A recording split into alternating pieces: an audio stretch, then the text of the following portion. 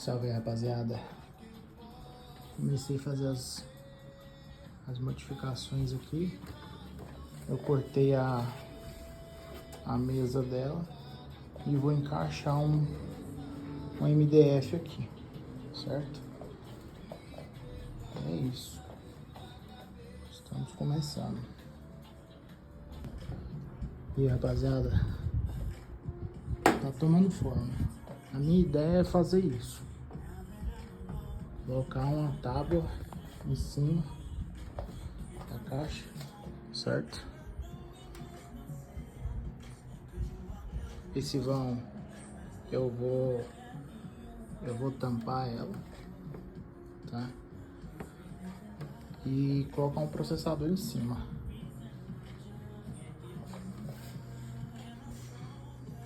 Fechou?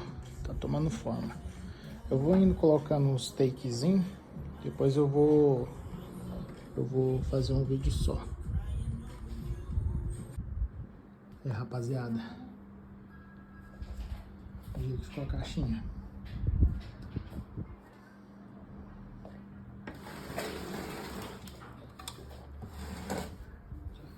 Aqui eu fiz um suporte, né, para fixar a tábua. Ficou com espaço bacana. Cabe tranquilo aí um módulo e uma fonte. Tranquilo. E aqui, esse frente aqui, eu vou colocar a plaquinha. Essa plaquinha aqui, ó. Certo? Ela tem um controle.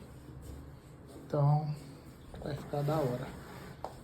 E futuramente eu vou colocar um processador de áudio aqui. E é isso.